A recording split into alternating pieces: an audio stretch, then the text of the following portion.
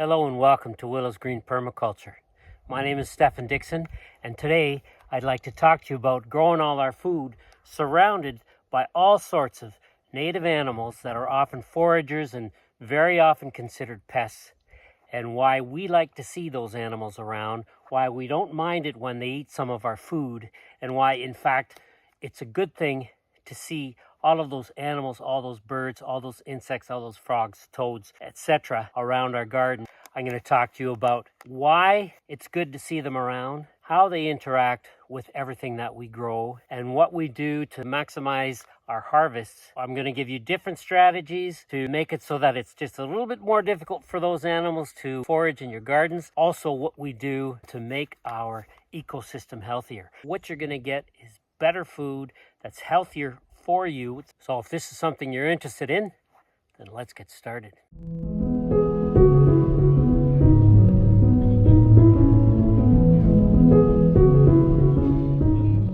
I've got a whole bunch of notes here in nice big letters because I don't have my glasses on me, because I have a lot to say and I don't want to forget. You know, this morning, my older brother Sean, I'm one of 9 children, by the way, and my brother Sean, who's a playwright and a musician, he wrote on his Facebook page, apparently radishes are no longer spicy because apparently something about their growing conditions. And so I posted, and on his page I gave an answer saying, well, you know what, the reasons are a lot more specific. You know, plants, food spiciness is often its defense mechanism. It's also sometimes a way of communicating with other plants.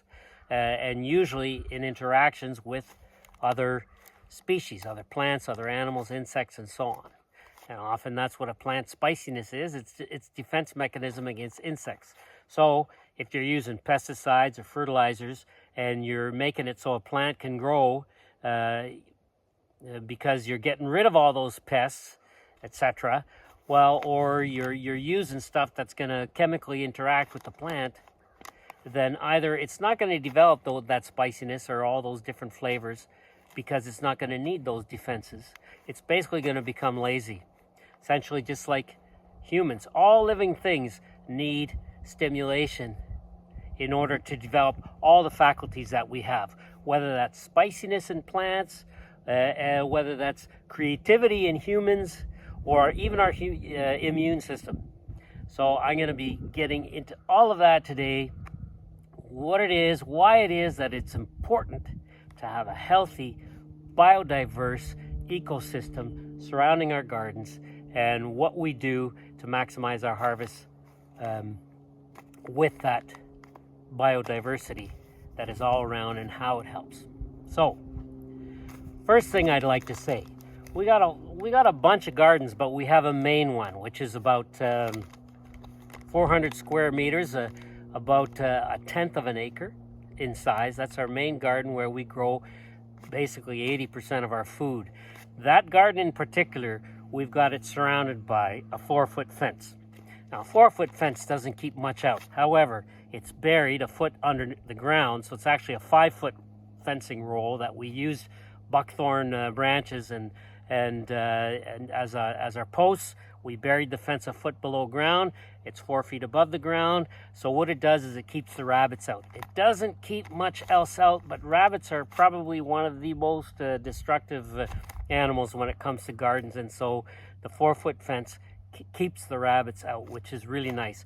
We initially, back in 2020, put in a deer fence, which was 7 feet high, and it was made of a mesh, but all kinds of animals would get caught in it all the time, and we'd get caught in it too. But what really bugged me was when I'd see squirrels and chipmunks and birds caught in that fence and basically killed by it. And the straw that broke the camel's back was when there was a northern water snake stuck in the fence.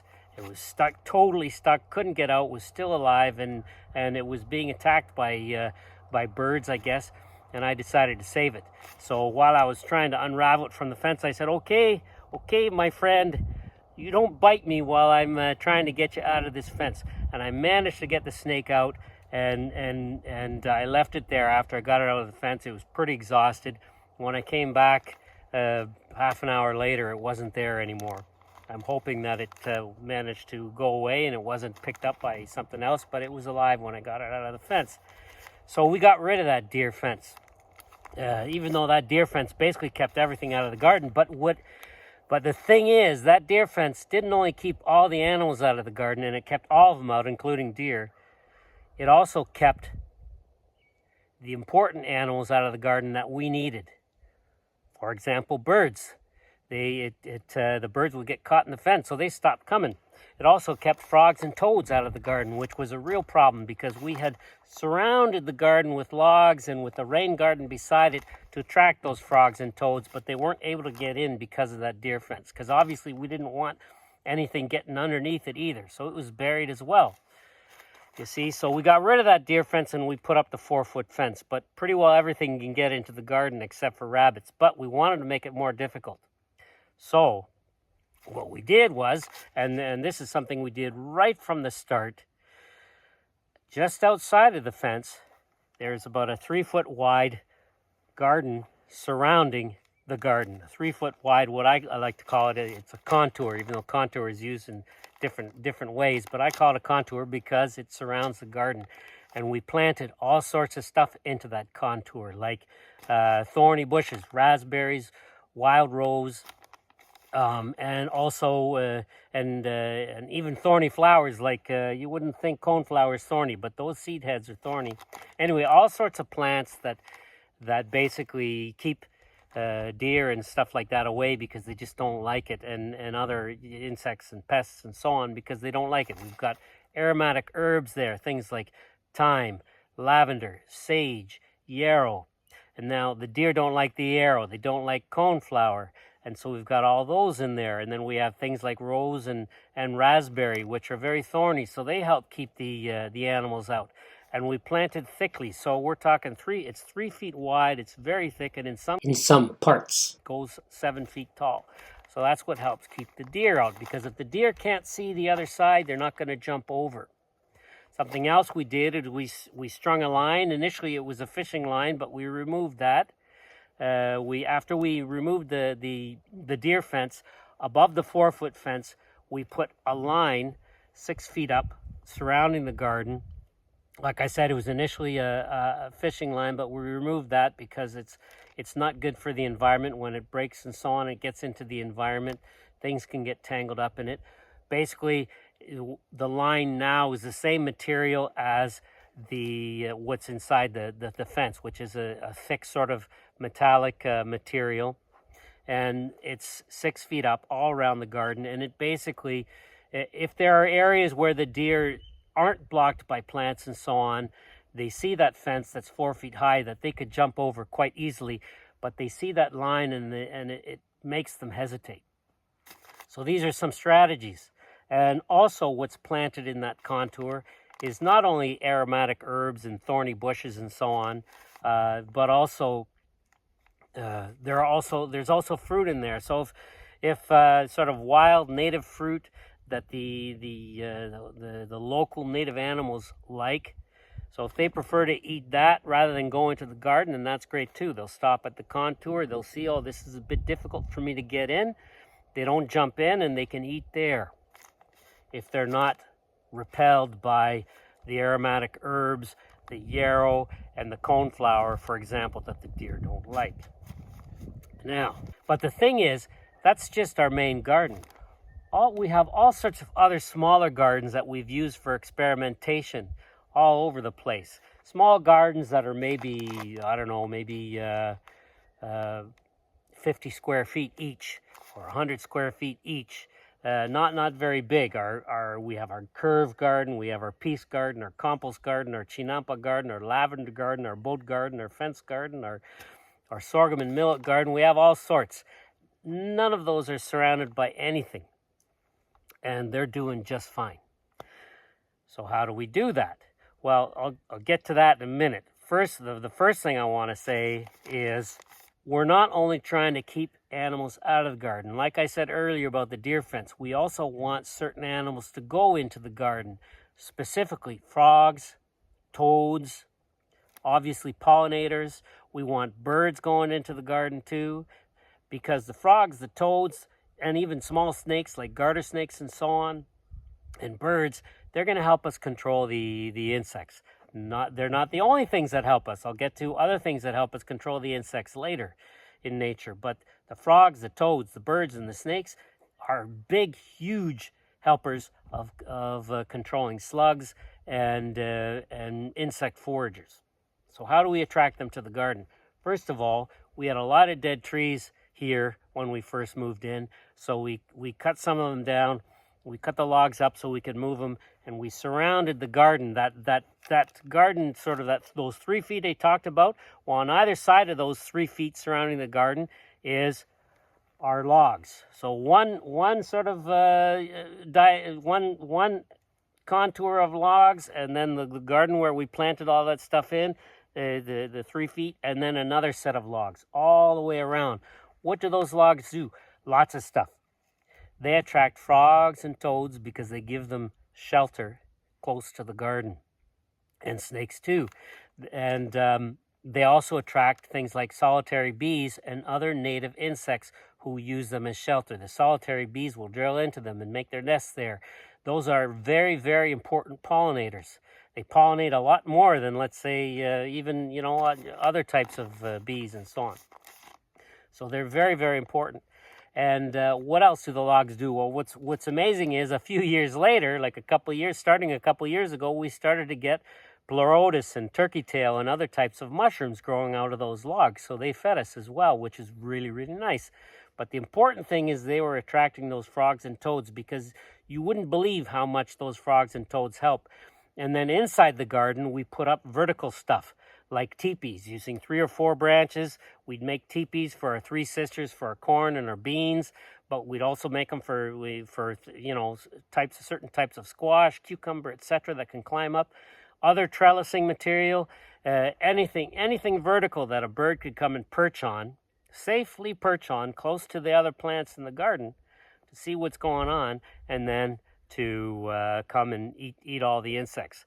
Especially, when I'm not in the garden and I'm looking at it from far away, I can see the garden is full of birds, which is really nice. When I'm in there, obviously, there are not as many, but many of them don't see me as a threat and will come even while I'm there.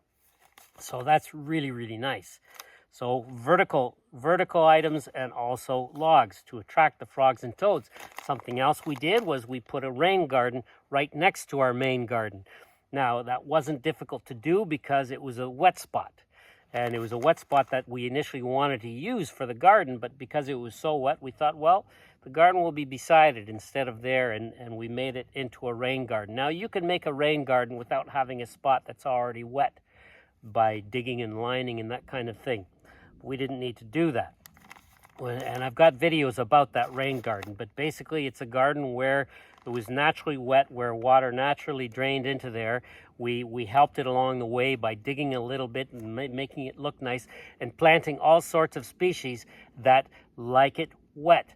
Because what was it in the entire space where that big 1/10 of an acre garden was just grass when we first moved in, and not very healthy grass, especially because of the wet spot. And in that wet spot, we put things like elderberry and all sorts of different native fruit and native wildflowers to attract the wildlife.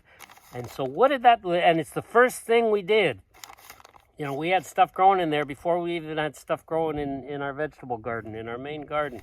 And what happened when we planted all that stuff? Well, animals started to come and they started to plant stuff for us. In that first year, we didn't have any wild grape, we didn't have any wild black raspberries and other types of berries like that. And we didn't actually plant any of that stuff, but the wild animals planted it for us. We have, in fact, surrounding 3/4 of our main garden right now, we have wild grape growing there, and we didn't plant one of them. And yet we filled our chest freezer halfway full with wild grape, and the other half with elderberry, the elderberry that we planted in that rain garden beside the garden. And because elderberry likes it wet. So that rain garden provides year-round shelter for the frogs. Obviously now in the wintertime they're not active, but they're in the mud under that rain garden. And as soon as the spring thaw comes, they're going to be out and they're going to be active and they're going to be eating the insects because they live there all winter. And so it's a real help. It's right next to the garden. We even have turtles that live on our property. We only see them twice a year. We have very, very large snapping turtles, and we also have eastern painted turtles. And we only see, like I said, we only see them twice a year. We see them in the spring when they come out of their late spring when they come out of their winter. It's not the right word, dormancy. There's another word for it. But when they come out of that in the spring and they leave and they go to the creek and they basically go to wherever they like to go in the summer. And then in the fall, when it's time for them to get ready for their winter sleep, then we see them coming back to the same places that they basically spend the winter. So basically, this is their safe place to sleep in the wintertime, which really gives me a special feeling, especially because turtles can live for decades, if not centuries. And the fact that they come here to sleep because they know it's safe here. They know they've got a place that they can call home. Gives me a really special feeling. And all those other animals I've mentioned too, and I'm just getting started. So let's continue. So let's talk about the deer and what I said about what we do so that even our gardens that aren't protected by fences, because most of them aren't, basically all the small ones, and none of them are protected with fences. And we have deer here all the time. We see their droppings, etc. We see their tracks. We don't see them very often. We do see them sometimes, but they're around. Actually, I think Magali sees them more often. She gets up earlier in the morning than I do. But I don't see them much during the day. But you see, we give those deer a lot to eat. What we do is we plant far away from the gardens, like basically in the opposite end of the property. I plant the Three Sisters in three places far away from the garden, and they're completely they're basically open to deer. They do have fencing around one of them, but the deer can easily get through that fencing, and I just don't want rabbits in one of them. But 2 out of the 3 don't have any fencing around them, and basically the deer eat the corn out of there and some of the bean leaves and some of the beans, and but the thing is, we still get a corn harvest because out of those ones, because when the deer get the corn, it's when the corn is still green and sweet and juicy and so on. So the plant, the corn hasn't dried, it hasn't matured enough. And so when they eat that, the plant is still alive and the plant realizes it hasn't set seed yet. And so it puts out another flush of corn. Usually the second flush are smaller cobs, but they're just as good and just as viable, and they give just as good seed as well because they have the same genetics. And in fact, the genetics set by that second flush of corn will probably have something in them that's ready to react to deer because they will have set those cobs after the deer foraging. The thing is, and this is something you need to know about corn, it's a real magnet. We used to grow corn in our main garden, but it was a real attractor of raccoons. And raccoons, unlike deer, make a real mess. And I'd like to talk about when, you get real messes and when, we've never had animals take all our harvest. But I have had people comment that they get really angry and frustrated and so on because the animals took everything. What I have to say about that, though, is that will often happen in places like in a big city, or outside of the city in places where basically there's no habitat for animals. In many big cities, they haven't planned to give habitat for animals. Like I spent many years in Toronto, and Toronto is crisscrossed with a ravine system where there's lots and lots of space for wildlife and for people to go and basically have parkland. You could cross the city without ever actually seeing the city and be along creeks and rivers and so on and surrounded by green space. It's really nice. But many cities don't have that. And so the wild animals that do exist, because they are attracted to human garbage and so on, which provides food, so then they're attracted to the gardens, which are even more attractive than the garbage. And if they don't have their wild food, well, then that's what they're going to go for. And that's when people get a lot of their harvests foraged. But you see, animals will only eat food out of the garden when they have no other choices. Because animals, native, wild animals, like deer and other animals, will prefer what grows naturally for them, what the native fruit, the native leaves. For example, the deer, they love maple leaves, they love basswood leaves, they love all sorts of different native plants and fruit and so on. They love our nanny berries, they love our high bush cranberries. We plant them everywhere because we could never harvest everything, but they're there also for the deer. And the thing is, when you put stuff out for the deer somewhere else, far from the garden, that's what they're going to take. And not only that, and I'm not the only, what I'm about to say, I'm not the only person who's observed it. I've got some subscribers on here who talk about this as well. The deer, and most likely the other animals, see when you've put stuff out for them. They watch you. They watch you when you have no idea they're watching you. They see when you set stuff out for them, food and so on, or you plant stuff for them and you make it available and you're not chasing them away, and they appreciate that. One subscriber in particular spoke about the fact that he observed a mother deer scolding her baby deer for going into his garden and basically making a mess. And she saw that deer chasing those baby deer out. Why? Because this particular person had a other place for the deer that he generously fed those deer and so on. And so the mother deer was basically helping them along, which is really, really nice. The animals are a lot smarter than most humans give them credit for. Way smarter, way more adaptable, way more social, way more cooperative than most humans give them credit for. Sure, they eat some of our food, and we don't mind. It's a small percentage. You know what? But when you think of it, I mean, this land really belongs to nobody. It belongs to nature.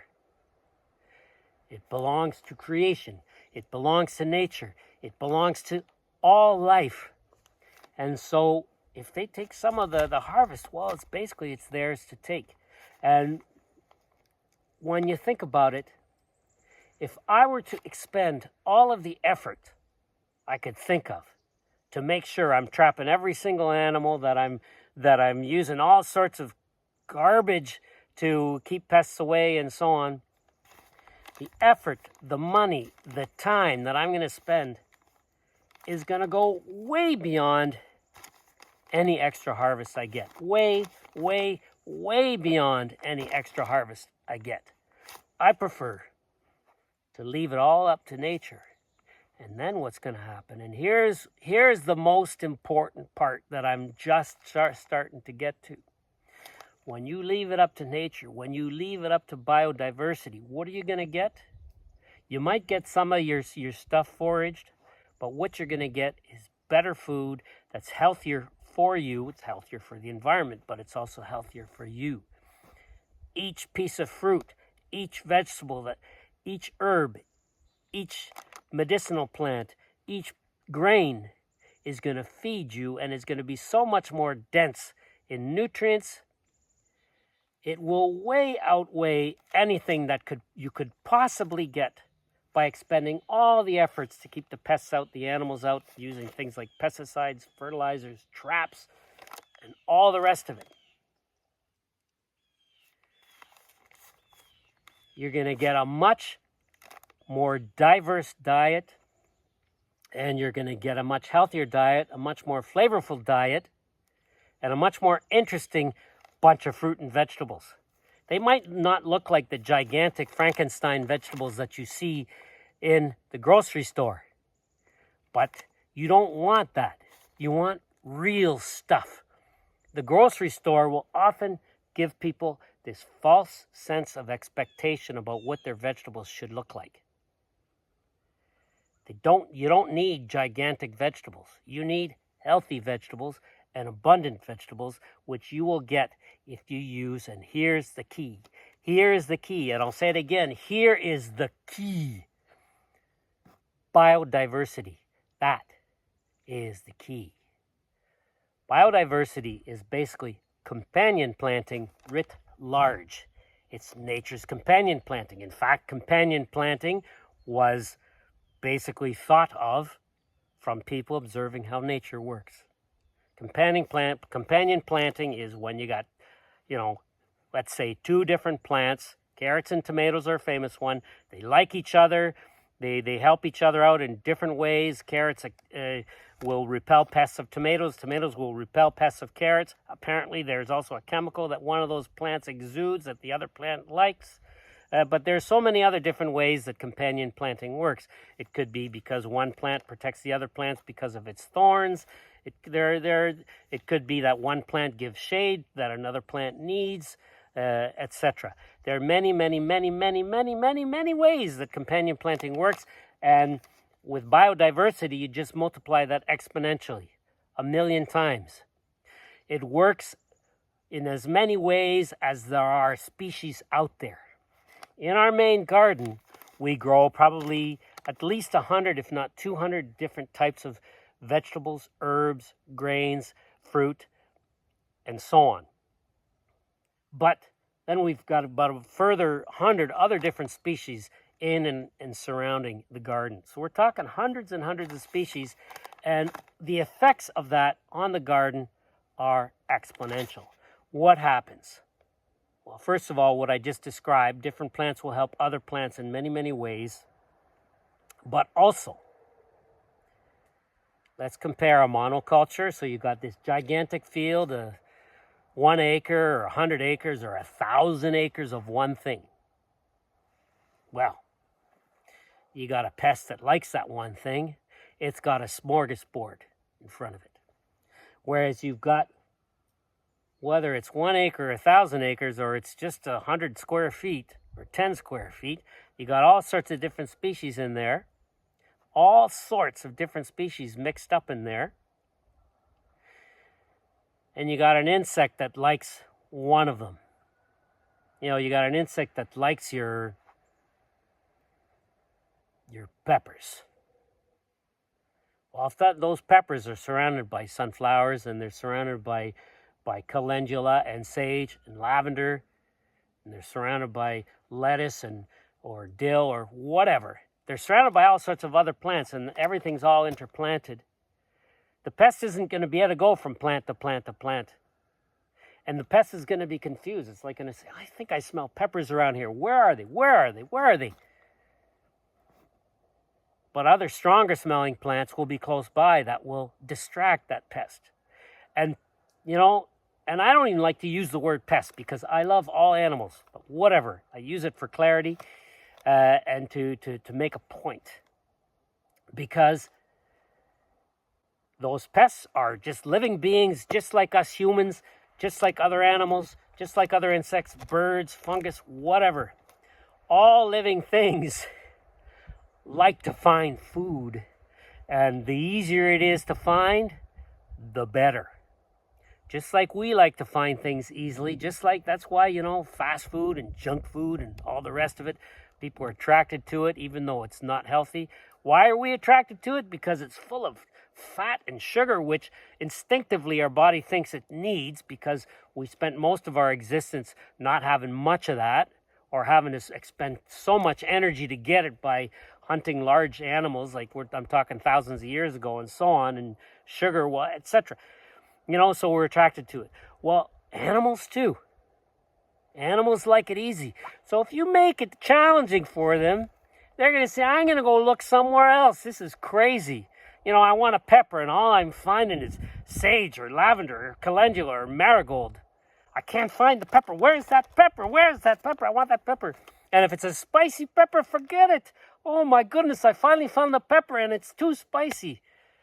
That's what's going to happen. That's what's going to happen. Biodiversity. And it really, really, really works. All right, let's look at my notes to see if I've said, okay. Other gardens, deer appreciate. Yes. Let's go back to the deer. I've had lots of people talk about the fact that Oh man, it drives them crazy because the deer forage their trees. You know, they plant a young tree, and the deer come and eat it down. Well, if you've planted a native fruit tree or any kind of native tree or shrub, you know, that's not on a, what's it called, it hasn't been grafted. It's just the tree is the same as what the roots are. It's all one plant. A deer forages that young tree is going to bounce right back. And in fact, that young tree is going to develop a stronger base trunk because it will have been foraged a couple times. Because any tree, you know, like some people make the mistake of planting their fruit trees or whatever, and they'll water it and fertilize it and do all sorts of stuff, and it's going to grow fast. Get all sorts of fruit on it and so on, and get all these branches up above, and it's going to have this weak central trunk. And they wonder why, you know, on a windy let's say, you know, season that there was a lot of wind or too much snow or whatever, the tree falls over and breaks. You know, an ice storm or whatever. Well, that's why. But when the deer forage those trees are going to develop a stronger stem. And sometimes they're going to forage shrubs, and those shrubs are going to develop more stems, which is better. Think of the pawpaw. The pawpaw, it's better, especially if you plant more than one. Let's say you sow 2 seeds of pawpaw or 3, you're going to have a better chance of pollination. You're going to have all sorts of, you know, branches growing together. That's fine. Each one will have less fruit than it would have had if it was all alone. But together, those 3 little separate pawpaws will have more fruit than the one would have had all alone. The fruit might be a bit smaller, but it'll definitely get more because they will get pollinated. Same thing happens with any type of shrub when it has more branches. Shrubs like to have lots of branches, and deer will help develop that. I've got it right behind me, actually. Well, it's right back there. There's an eastern redbud that got basically chewed down to the ground its first 3 years. And now it's almost my height. Sure, it's 6 years old. No, it'll be 6 years old this summer. So at my height, it's pretty small for 6 years old. But it's not only small because it got chewed down. It's small because it's in the shade of this big, huge white pine here and the Scots pines in the neighbor's lot beside.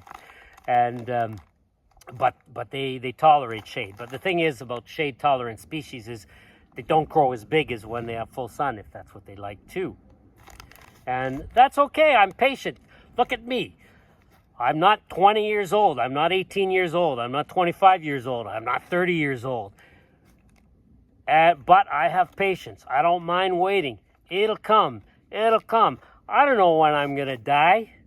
You know, I could die tomorrow. Even if I were 25, I could still die tomorrow. I'll be patient. I'll wait. When the time comes for, you know, eastern redbud's not a very good example. It's not something we harvest a lot of stuff off of, but any of the fruit trees. You know, I'm growing pawpaw. I now have probably a couple hundred pawpaw here. They take a good 7 years before they get any fruit. That's fine. I'll wait. Hope I'm still here when they fruit. If I'm not, well, I'm not. I got called home, you might say. All right? Or called to the next experience. Whatever. We'll see. We'll see what happens. Planting a seed is an act of faith. Planting a seed is an act of faith in tomorrow. I think I'm speaking in French here.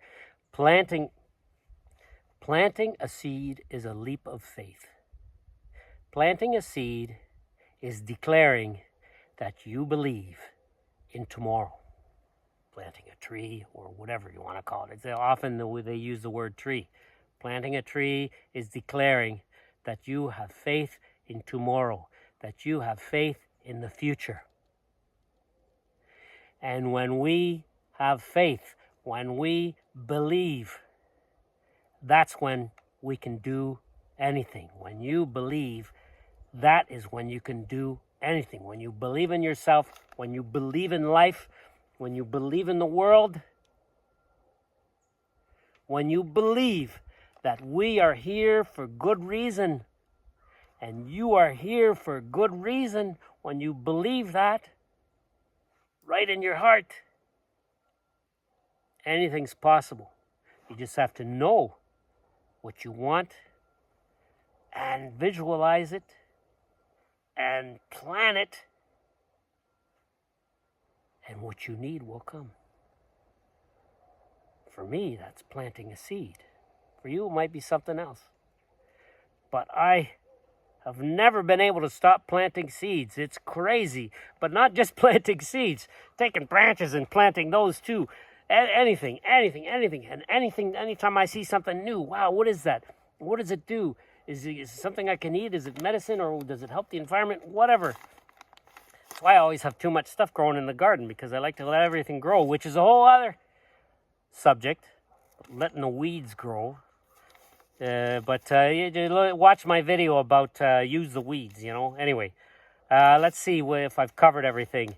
4-foot fence, other gardens exposed, attract frogs and toads, logs, rain garden, water.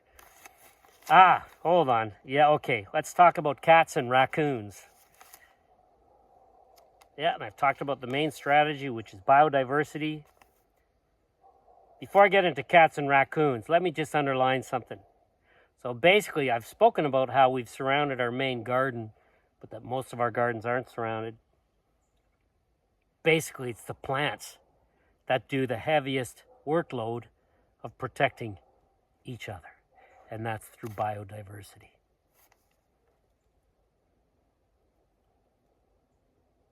You see, because basically when you got a huge amount of biodiversity, what people like to call pests, which I just call foraging animals, they're no longer pests.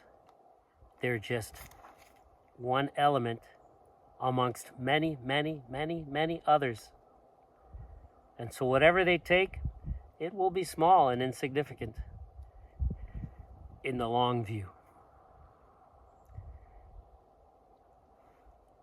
And what they leave will be a healthier garden. In fact, I want to talk about our wild grapes. The wild grapes started to grow about a year and a half after we moved in, because the wild animals planted them. So we started to see them in 2021. Fall of 2021, we started to see the plants growing and so on, probably summer 2021.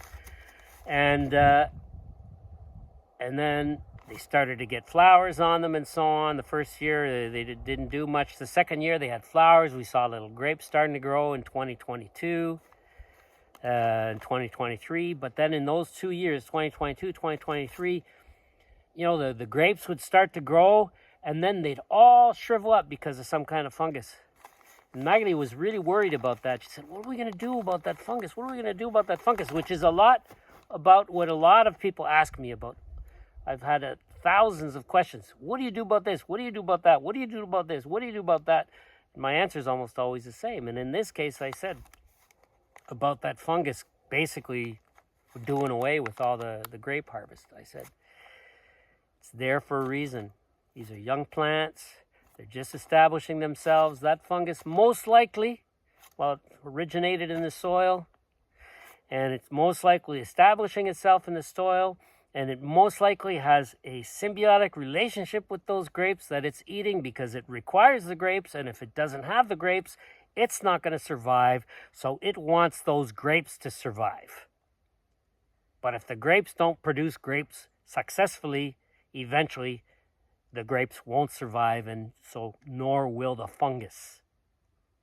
Which means eventually those grapevines will have grapes we can harvest. Which is, of course, what happened. 2024 and 2025, we harvested enough grapes to fill half of a chest freezer. And that's just one example of thousands. Remember it. What do you do about? I let nature take care of it. Most of the time. Sometimes I do something else. let's talk about cats and raccoons. Cats are one of those emotional subjects. People either love them or they hate them. I love cats. I've always loved cats, even before I was a gardener. Now, I didn't have my first cat until I was a young adult, until I was in university. We didn't have pets when I was a kid. But the first time I had a cat, I knew I loved him. And I didn't have the cat because I was a gardener. In fact, when I first got that cat, I didn't even have a garden at the time. I didn't think I was a good gardener. I just loved cats. Cats are calming. And cats have been with humans for thousands of years. I don't know if they've been with humans for as long as dogs have, but probably close to it. Well, when we came here, I've always had this dance I've had to do with mice. And when we came here, it was nothing new. There were mice. And I thought, oh my goodness, we want to grow our own food. We can't have mice. At least not inside the house. And so we got cats. We got 2 cats. They're rescues. A friend of ours gave them, a colleague gave me these 2 cats. And one of them proceeded to have kittens, which also proceeded to have kittens. And so right now we have 5 cats. They're all fixed though, our 5 cats. And the 2 oldest ones are the daughters of one of the 2 first cats we got. Yin and Yang were the 2 first cats we got, even though they were both female, but I called them Yin and Yang because that's what they looked like when they were babies. Curled up together. One was black, the other was white. They were sisters. And Yang had kittens. And she had 3 kittens.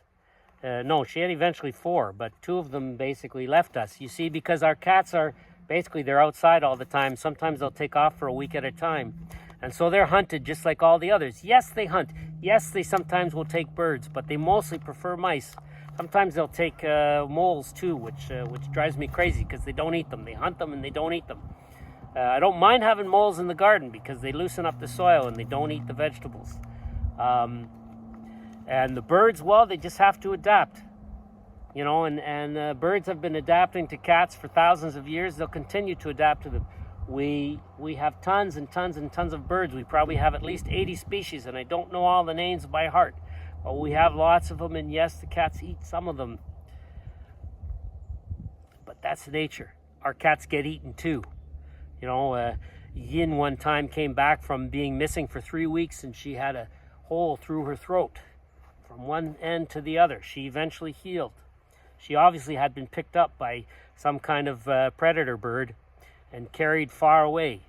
Somehow she managed to survive because Yin was a real fierce cat. She probably forced her way out of those claws and fell down somewhere and nursed herself back to health, and 3 weeks later came home. She still needed to be nursed back to health. I nursed her back to health with using aloe and yarrow and sage, surrounding her neck with it, and it helped heal it. Anyway, the cats help us keep the mice out of our garage, because at first the mice would be eating away at our potatoes and eating away at our grains, and we didn't want that.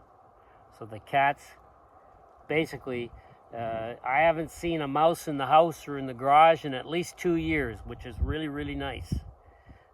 Because there's so much food for the mice that if we didn't have the cats, we'd be overrun with them, mice and other rodents. Well, I still see them in the gardens and so on, but the cats basically keep them busy. And the cats also keep the squirrels and the chipmunks busy and wary.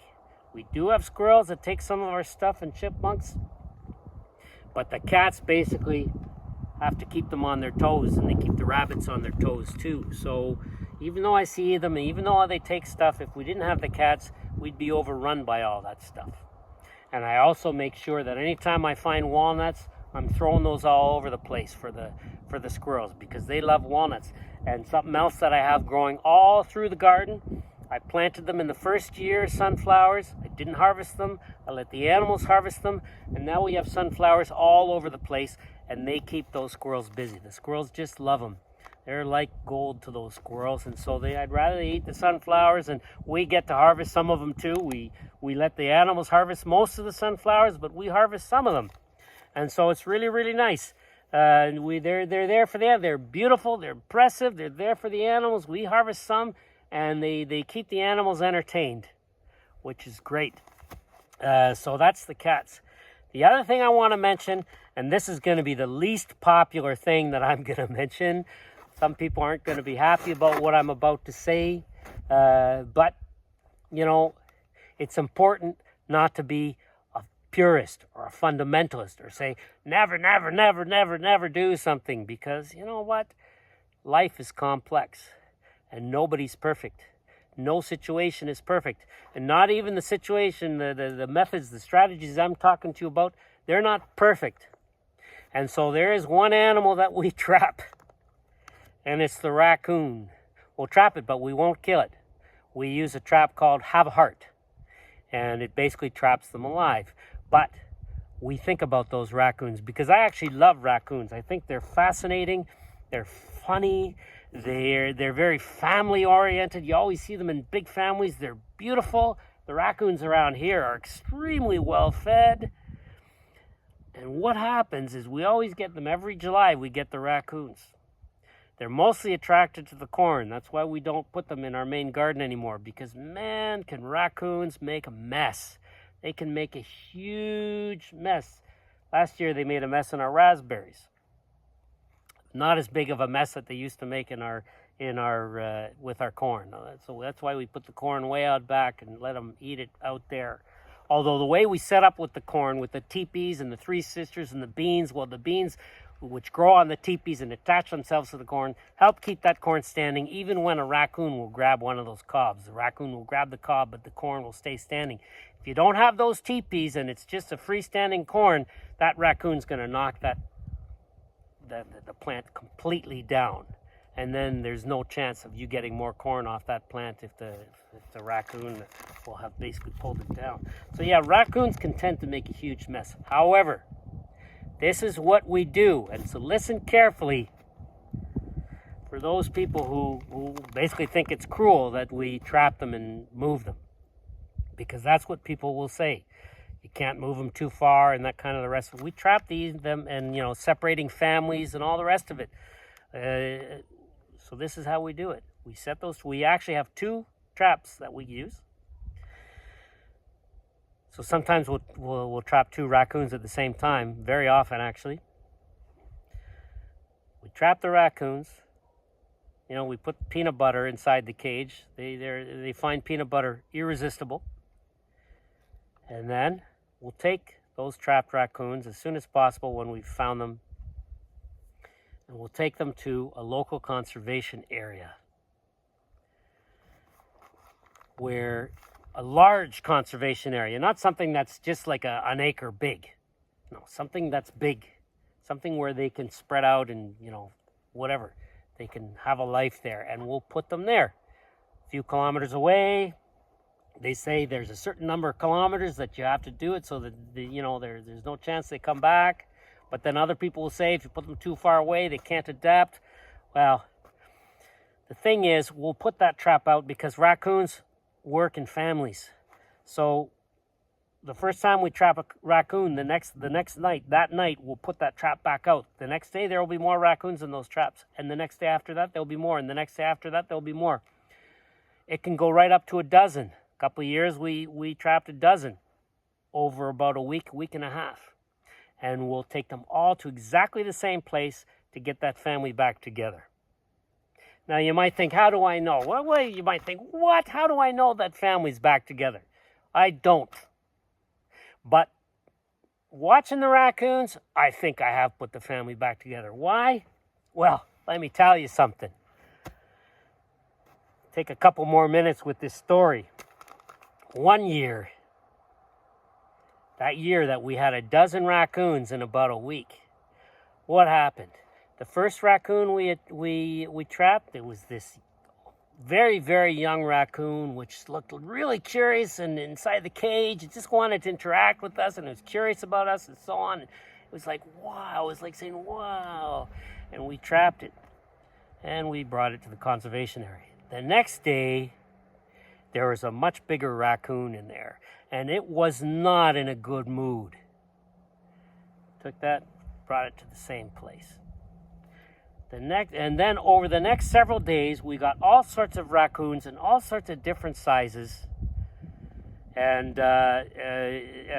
different temperaments. Some were curious, some were angry, some were scared, but we took them all to the same place. And then the last day, we trapped 2 raccoons.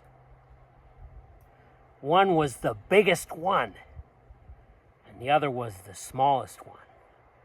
In the middle there somewhere was a time when we trapped 2 raccoons inside the same little trap. They went in together. Because some of those raccoons figured out if they stood in the doorway of the trap, they could hold it open while the other one ate the peanut butter. But then, the peanut butter is too irresistible. So others would have just continued on and said, no, I want some of that peanut butter. And then they were both trapped. But let me get back to this 12th day. Or this 12th raccoon. That last day, the biggest raccoon, and this was a calm one, very calm, just watching us, and then the smallest raccoon in the trap next to her. Now, I'm thinking that biggest raccoon, that was the mom. And that smallest raccoon, that was the youngest baby. And so what I think happened was that very first raccoon we got, that was the most curious one and the one that made the mistake of getting trapped. And when that happened, Mom said, we got to keep the family together. We got to find that raccoon that got trapped. Well, the best way to find it, we need to get all ourselves trapped. So what happened the next day? She sent Pop in there or the biggest brother or the biggest sister into the trap. That was the angry one saying, I don't want to be here, but Mom made me be here. And so that one was sent to go find the first one that was trapped. And then Mom went and sent all the others into the traps. You're all joining your brothers and sisters. Go on. And then when everybody was gone, that's when Mom said, okay, now that I know everybody's gone, now I'm going with the baby.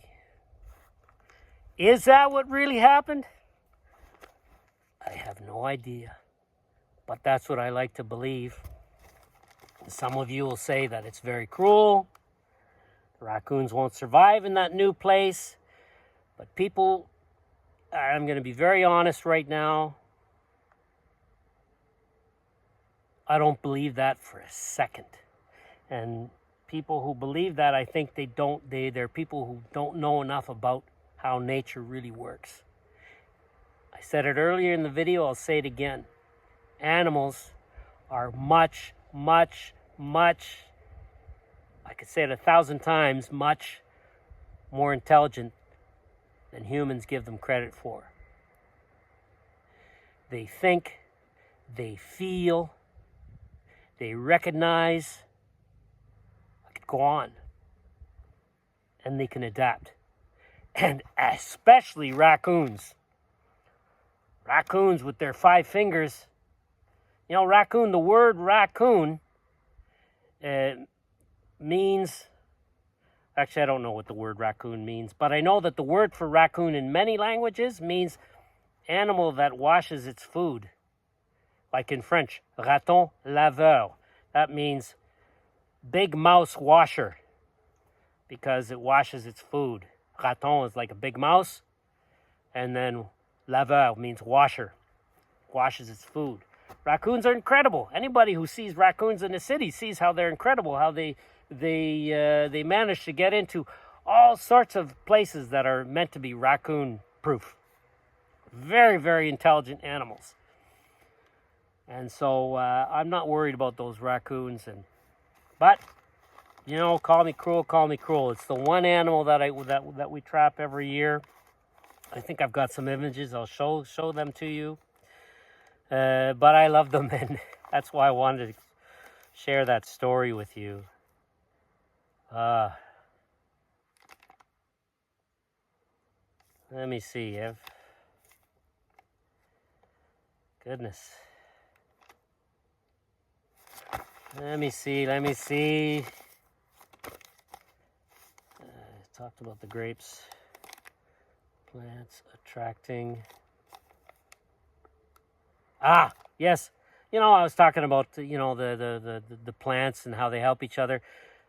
They're not only plants that will repel pests of other plants, but they're also plants that will attract, you know, like plants that will, certain pollinators and certain, like, you know, carrots and dill and stuff, they'll attract the predator insects that eat other insects. So it's not only the logs that attract the frogs and the teepees that attract the birds, but the plants that attract the parasitic wasps and the other predator insects that will eat some of the insects in our garden. You know. So basically, this video has been about how we grow all our food surrounded by animals and nature. And we welcome animals and nature into our gardens with joy. I hope you enjoyed the video. I hope you learned something from it. I hope it was useful. Please don't hesitate to ask a question if you have any. You know I answer them all, or give a comment. Share things that you've learned about nature and how all this works, because I'm learning every day. You know, the day I stop learning is the day my heart stops beating. So I learn a lot from all of you. So please share your comments or your questions. And even though I haven't really talked about any plants in specific, if in any of our videos there are plants that you'd like to grow, well, then we most likely have seeds for those plants in our seed catalog. So that's one way that you can support us. You can check out our website. You can check out our seed catalog. There are seeds that we grow here from our own vegetables. We collect ourselves. We dry ourselves. Everything is done ourselves. And we sell those seeds now. And so it's a really nice positive way that you can support us, and you can also help increase biodiversity. Now we sell all kinds of stuff, not just vegetables and herbs and fruit. We also sell native plants, native trees, native medicinals, and all sorts of other stuff too. And eventually there'll be all sorts of categories like shade tolerant or likes wet spots and so on and so forth. We're working on that. Anyway, thank you very much for watching. Thank you for being here with us. Have a wonderful week, and we will see you next time.